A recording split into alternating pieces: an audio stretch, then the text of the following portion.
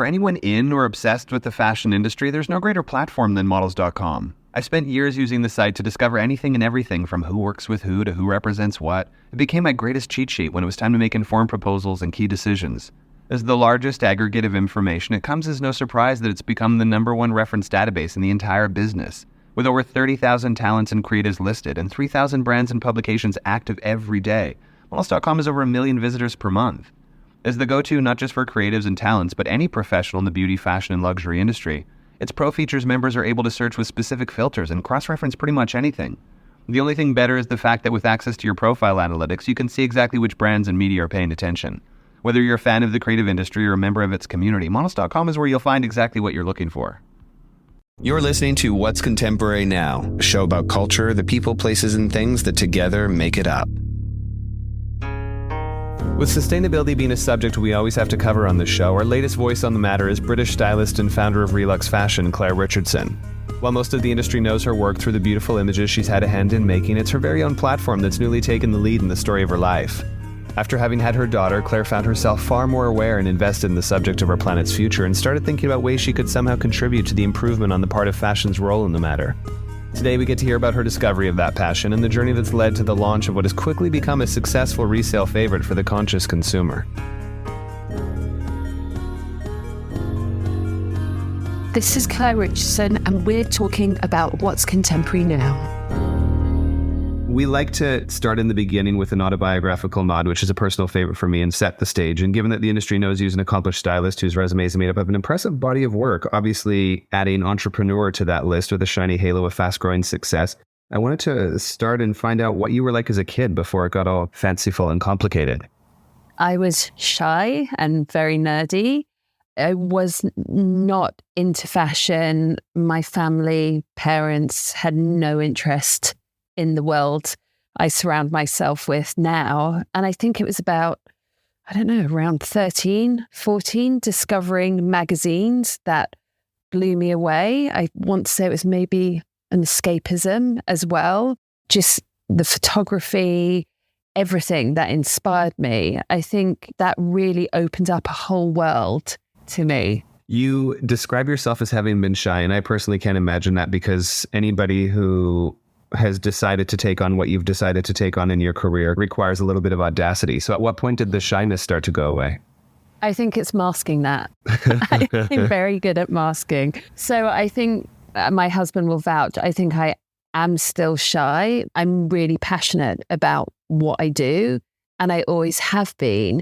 And finding this world at university, I was at St. Martin's and discovering this world and going to the library and ploughing into the magazines from Dutch to ID. And it was this world that I felt I belonged to. So therefore, maybe feeling acceptance and just something that I really, really enjoy probably put me at ease. Central St. Martin's is a legendary institution. I'm sure that you encountered all types of people there. What would you describe as some of your primary takeaways from that time in your life? Oh my gosh. I think honestly, when I was at sixth form college, actually discovering St. Martin's, knowing that I wanted to do fashion, but being like, where can I go to do this? And obviously my parents had no sort of knowledge of that world. And then coming across St. Martin's and reading about all these amazing people who had gone there and not knowing what I wanted to do there, but just thinking this is the place I really, really want to go to. And I think there I was given so much freedom, which can be really overwhelming to some people. You're left to your own devices. And I do feel like it is survival of the fittest there. Mm-hmm. And really having to manage my own time and thinking, okay, I've got to get a job to support myself, but I also want to do a work experience. And I also have to produce a magazine and do the graphics, the photography, the styling, the writing, and you just had to throw yourself into it. I think so many of our course, it put them off, but the other people who wanted to do it had the passion to really want to do it and follow it through. So I think it just made you stronger. It's interesting you bring up the intimidation aspect of having complete free reign, because you would imagine that from a creative perspective, people appreciate the absence of parameters and complete carte blanche. But at the end of the day, it's been my experience that most people seem to require some type of framework in which they can create, or some type of a container, because otherwise you're looking at an open plane and that can be quite overwhelming. Oh, yeah. Even nowadays, I think with clients, brands, etc., you dream about having open reign. And then when you do, you're like, this is so much. But at St. Martin, you really could let your imagination run wild. And that was so amazing.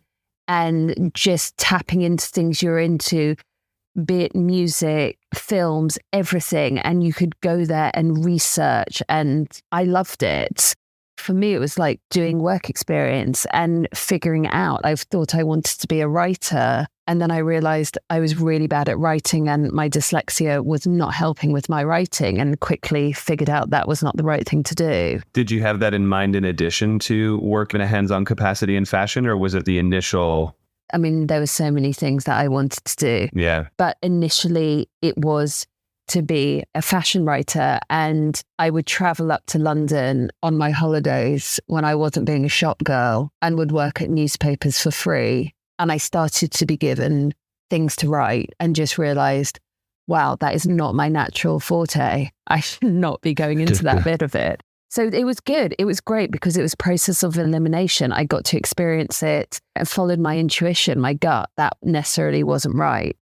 So what was the aha moment when you knew that styling was the thing? You know, I'd like to build it as this big aha moment, but I think it was a lot of trial and error, and then realizing this was something I really enjoyed, and working with teams and being inspired by the photographer, who we were shooting, the research, storytelling element of it, and felt like it was really natural to me. I think that was it. And then I was assisting Elliot Smedley, and he was Christopher Bailey's right hand. And I would do all different aspects for him, but like loving researching. And that just was such an amazing thing for me, was to go off to libraries and museums and just research and research. And I was just like, wow, if this can be part of my job, this is amazing. It's absolutely a gift to be able to do what you love and get paid for it. Yeah. Anybody, who has a job in place of a career would absolutely agree. In your career, obviously, from the time that you're explaining assisting to present day, has entailed an impressive list of accolades. What are some of the benchmark kind of projects that jump out to you as pivotal in your career? Lots of different moments. I was working with Hedi a lot, and I really enjoyed that. He's a man who is so creative in every aspect and probably could do every aspect of everything we all do. And just working really closely with him on editorials and just the things we did, the people we shot, I found so inspiring. Also working with Peter Lindbergh closely for a period of time. That was amazing. And formulating like really close friendships with that was so special to me. And then things like British Vogue, doing covers. And I think, honestly, Christopher, so much of it is working with teams that I love and respect and admire. The whole experience of it, and then producing work that you're truly proud of. And there's brands that I've really enjoyed working with, but I think the editorial is maybe one of the most creative outputs where there's less boundaries, or there were less boundaries, should I say. So that definitely stands out. I was going to touch upon it, even though it's an obvious grab at. What are some of those differences shooting those stories then versus shooting for magazines today? We all know that advertisers are such a strong component in magazines, editorials, and the demand for the collections when you're shooting, etc., is so huge from so many different aspects, be it front row people to stylists to the campaigns that the brands have to do, that sometimes you can have a creative idea and want to shoot a certain story, but simply the demand for these pieces are so high that your creative story can almost fall apart because you can't get those pieces. That's why it's so nice when you don't have to be led by advertisers, etc., and you can think outside the box and create something so amazing. without having those parameters. And also on the flip side is with more commercial magazines, you do have boxes you have to tick, and sometimes it challenges you as well and makes you work and think harder in a sense. Yeah, I would imagine. And I mean, fashion is such a pervasive part of your life. You're talking about things like collaboration and working with different photographers and such, but you're even married to a fashion photographer. How does someone who lives entirely in the realm of the industry they work in find balance, or perhaps it's escape? We have boundaries at home. I mean, listen, we will talk about it and we will go back and forth, but we are also very good at taking ourselves away out of it. We have an amazing special place upstate, and that's where we go to get away. And I'll always say that's probably where some of my best ideas are, because I actually have room to think. I have space in my brain then to come up with different things. So we are good at taking the breath from it. And it's really important to us as well to not live and breathe it every second. Yeah, you have to have that balance. Yeah. And I also think you need to be looking at other things, whether it's politics, what's going on in the world every moment. That's inspiring enough. You don't have to just live and breathe fashion. Of course. And you just mentioned upstate, which makes me think of sort of country homes and nature. What point in your life did you become aware of something like sustainability and the way it was being practiced or not practiced in the fashion industry? Again, going back to what we just said, I was, and I always have, what's going on in news, politics, and reading more and more about it. So my awareness of the issues of climate change and what the fashion industry was specifically doing started to grow, and I wanted to educate myself more and more on it. And then it wasn't suddenly, it was over time, but it became more apparent that my values, what I believed in, was not sitting with what I was seeing. And honestly, Christopher, there was definitely a point, like I had my Edie, my first child, and I think that brings consciousness to it as well. So yeah, it was educating myself, seeing what was going on, and really looking around me and thinking, okay, this isn't quite right, what we're doing. How did it change the way you navigated the industry in your role as a stylist? It's a hard line to do it, but I think slowly balancing it, working with my agents and what I think are my values, looking into brands that were asking me to work with them, seeing what their values, social compliance, etc. were, and then seeing maybe if I can bring something to the table with them, if I could help them, advise them, and then sometimes saying no to things, honestly, that I can't do because it just doesn't sit with me. And you've clearly turned all of that conviction and interest in that particular space into a new brainchild business, otherwise known as Reluxe Fashion. And I was curious to hear what kind of the onset of that idea was. Where did it come from? When did you decide it was something that you wanted to take on? And how did the vision flesh itself out? Having my daughter and wanting to make a difference and feeling a huge amount of responsibility to what I was doing and in my job, and feeling, it's hard to say, I don't want to say I was feeling slightly embarrassed about what I was doing, but I felt like I wanted to be able to make a difference in what I was doing, be it as small as it might be, and feeling afraid when I was reading articles and researching and trying to educate myself, thinking, okay, I need to change what I'm doing actively. And even if it's a small amount, at least I'm trying to do something, and having more of a purpose. I think that was huge for me, having more of a purpose in my job with what I was doing and maybe a bit more integrity with it. And that turned into Relux. What was I feel like there are always early iterations of something before we arrive at that final point before launch. What has that process been for you, developing Relux as an idea and deciding how you wanted to use it to not only be a platform, but also create community and conversation and lean on things like collaboration and all the fun things it's already become in the short time that you've had it? Yeah, Relux is like my third child. And I wasn't expecting that. There was definitely naivety with it when I was sitting at my table sketching it out. I knew it was going to be a business, but I didn't know to what extent it was going to be. I've always shot pre-loved, vintage, etc. And I've always been a fan, but just feeling like lots of sites were becoming almost like fast fashion models where you're just being fire hosed with tons and tons of product all the time, and wanting Reluxe to be the antithesis of that, and this curated edit where you didn't have to shift through tons, and also this community that can inspire without being preachy, because I think that's a huge thing with sustainability in the fashion industry is people get turned off by it. A lot of people don't find it sexy at all, or they think it's this sort of perfectionism, and actually trying to inspire with a community. We launched with Amber Valletta, Zinnia Kamar, but in these interviews, it's also a lot of people saying that you don't have to be perfect. You can screw up with this. You just try.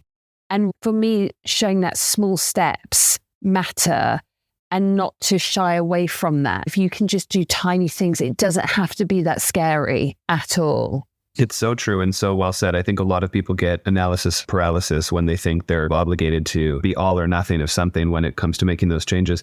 And there are other resale platforms. It's not the one and only of its kind. And so I was curious as to what impact you'd like the platform to have, or even how you see it differently from other platforms that exist in a resale space. Yeah, no, of course. I think, as we mentioned, the curation is huge. The community, forward-facing women who I admire, who are friends of mine, who I look up to. I think that's really important to inspire other people on this platform, to show that it's not scary, but also that we're just not a tech company selling you product. And then honestly, I really just want to shift the way people think and how we can make a difference just by in your wardrobe. I think it's something like women only wear 30% of their wardrobe in England. I mean, it's crazy. So if I can infiltrate people into buying pre-loved pieces or swapping pieces or repairing, it all makes a difference. We don't need, dare I say it, any more clothes right now on the planet. Well, you certainly tapped into a growing marketplace when it comes to something like resale. Journalism covering that subject and its rapid and projected growth is pretty impressive in terms of the generational spending power represented in growing portions of the population. Even the infamous Gen Z are rather famous at this point. How would you describe the difference between resale and circular fashion? These sort of buzzwords, I think we see a lot in conversations being had, be it by brands or by individuals who really want to support these important changes. And I think sometimes it's easy to confuse the difference between resale or when someone's saying this is circular fashion or we have to become more circular. Are those the same thing? And if not, how do they differ? Yes, you're right. The words are used quite flippantly. Resale is essentially what Reluxe does, where we are selling pieces from women's wardrobes who no longer feel a need for them, or they want to go and buy more pre-loved pieces. Circular fashion can mean anything from that, but it can also mean brands that are working to find, I don't know, whether it's fungi fabrics that can make a bag or a shoe, and you're using all different products or plastic going into producing fashion pieces. So there can be a difference. And I think the thing is now the terminology used in sustainability is used a lot. And there's a lot of greenwashing to it, as I'm sure we all know. And so it's really hard for the consumer to differentiate. Going back to greenwashing and certain fast fashion brands talking about circularity or sustainability, what is scary is if you keep repeating that over and over again, people will believe it and people will buy into that when sometimes it's so far from the truth. Do you feel like regulation is sufficient in that sector? Or No. Yeah. No, sadly not. I think there's brands who are really able to push that and have the money, the marketing spend to get around certain legislations, laws, to look like they are contributing to it when sadly they're not. But on the positive note as well is a lot is changing and a lot of brands want to do better and are trying to be more accountable and showing where they produce, being clear with their communication for the customer. And customers are demanding that, which is amazing. But I don't also want us to be fooled. There are lots of huge brands who are accelerating in growth and profiting so much that are not doing any good for the planet. There is an upcoming law change across Europe, from what I understand. I don't remember the actual date of insertion in terms of when that's obligatory, but I know that there have been conversations, and maybe it actually will start in France. Does that ring true? Yes, it is. It will start in France. And things like that are amazing. I just think money does talk, sadly. And I think as a consumer as well, really look where you spend your money. Well, firstly, do you need it? Does it need to be new? But then where are you spending your money? What is the brand? What are their values? And really start questioning those things. It will all help. Clearly, you have been a fan of certain partners that you've managed to collaborate with when it comes to what Reluxe has done. Collaborations as a whole have just become largely more common in practice. So I was curious to hear your thoughts on why you think collaborations are having such a moment, and also what role they've played for Reluxe already. I mean, I love collaborations. I always have. I think they inspire people, be it customers, be it anyone. I think it's so important for brands to do that, engages people, excites people, and also to support each other, really to stand by what you believe in and what's true. And with Reluxe, that started with, I say, the women of Reluxe, who I got involved, Amber being one of them, who I work with a lot, and her wanting to be on board with it, and people like Andrea Diaconu or Zinnia, and then working with brands for Reluxe and working with their archives. And it was either people I'd worked with in the industry, or it's a brand that I really liked and I thought stood true to the Reluxe aesthetic. And that's been great. It gives a broader reach, and it's also great to be collaborative. Of course. And you talked about curation a little bit earlier, and the way that manifests in Reluxe and what it is you choose to sort of bring on to the platform versus the way you curate a particular shoot, a fashion story, an ad campaign. What are some of the differences in this new role and the role that you've played historically as a fashion stylist when it comes to curation? I think with curation, when you do it on an editorial, you're not thinking so much as a business, dare I say it, and the finances and tapping into what market, etc. So this is a whole new world for me, honestly, Christopher. Suddenly, instead of working for a brand, I am the brand. I'm suddenly looking at the numbers and the figures, and maybe they're the people I used to hide from when I was being commissioned to do something, and now I am that, and it's really interesting to be on the other side. And I actually really enjoy it. And I find the data so interesting. We launched in Selfridges, and they're doing this massive project called Worn Again. And I did a curated edit for them, and it's done so well. But seeing what's done so well and why that's done so well and the psychology, everything, I find that fascinating. I guess here I'm learning more and more in detail of the business and the finances. So that's different. Yeah, because you associate a creative intuition with instinct, right? It's this kind of in-gut experience. And yet when you're taking into consideration all of these relevant data points and letting that sort of inform how you go about things, I'm assuming that changes the whole experience, not in a way that prevents you from being creative, but it's probably a different type. But it could. I always hear that, the suits, be really careful, because once they start looking at the data. But I still always try and take a step back and follow my guts. And I think that's when things go really well, because you're following your intuition, and then, you're following why you're doing something, why you believe in it, what you're passionate about, why I started Reluxe. And then it pays off. And then when you see how successful a project is, you think, great, I'm not going crazy. It's not just me.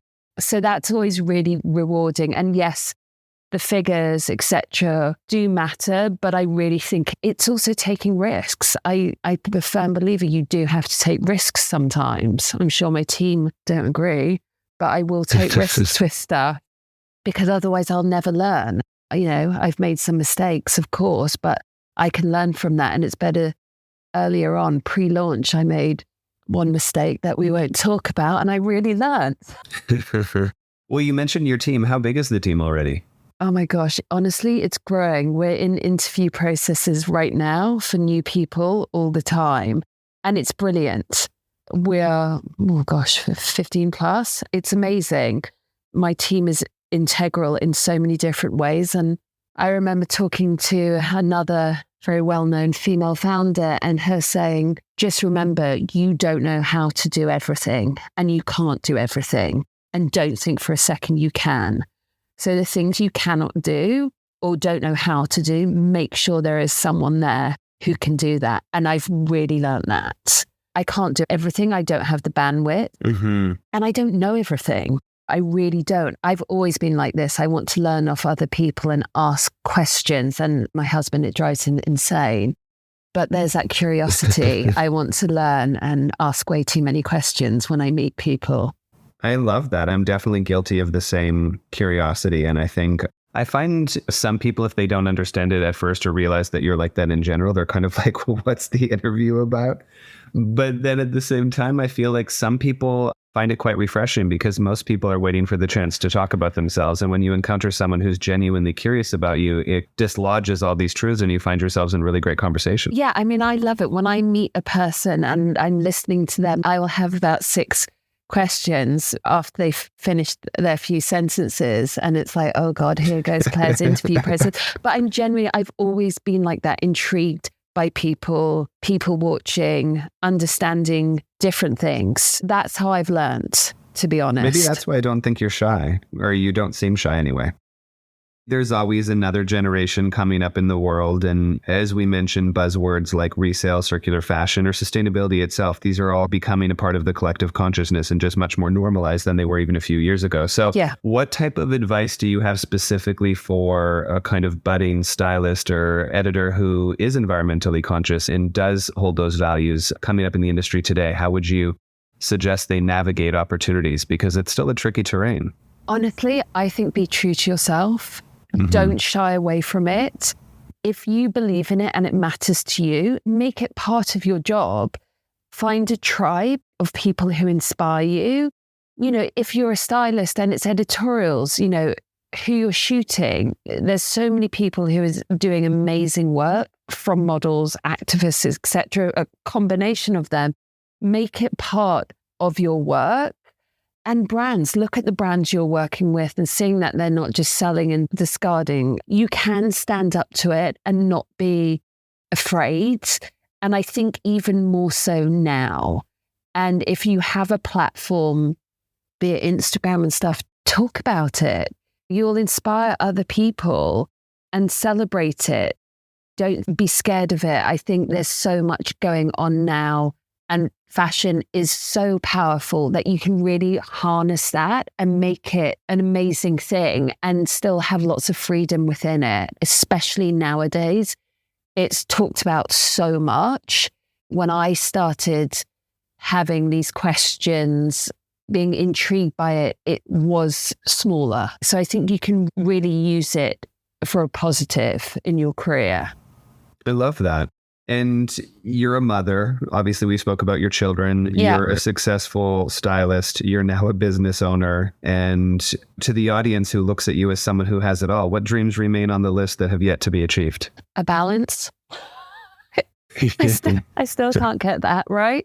I'm constantly week to week being like, oh my gosh, I need to balance more. Honestly, it's getting back to the basics more. I'm a true believer in that. I think that's what would keep so many of us more sane in this wonderful, crazy world. So I think getting back to basics a bit more for me, I could do with. I think we all could. Yeah. And when I'm there, I'm so happy, time out, etc. It's so good for you. And actually, I think you come back so much more inspired, rejuvenated, and probably a nicer and softer human being. The notion in general of the value in walking away so you can come back re-inspired, I think a lot of us need to be reminded of. Otherwise, you get caught in this autonomic programming day in and day out, and it actually compromises not just the quality of your life and how you experience it, but even the ideas you're bringing to the table, I'm sure. Yeah, and there's so much going on in this world. There's so many different things and incredible things that can inspire you in your work, and you can learn so much about that. I think it's a shame to keep it small. Branch out. That's what I think. I agree. And we have to ask you the namesake question. What do you think is contemporary now? I feel like this is like the exam question when you can fail or pass with flying colors. To me, what's contemporary now is expressing yourself truthfully. That's what I think. And with what's going on in the world, be true to yourself and look around you and be in touch with that. And I think that's what's contemporary now to me. Beautifully said. Thank you again, Claire. I know that you're a busy lady juggling all these verticals, and we couldn't be happier to have you on the show. So thanks again for coming on. Thank you so much, Christopher, and for the questions. They were really amazing. Thanks for listening to this episode of What's Contemporary Now. A special thanks to our show's producer, Cheyenne Asadi, who makes it all possible. Original theme music by Joseph Top Miller and Chase Coughlin of The Black Soft, and visual design by Aaron Marr and Graham Prentice. Subscribe now to be the first to hear new episodes, and for more content, follow us on Instagram at What's Contemporary or visit us online at whatscontemporary.com.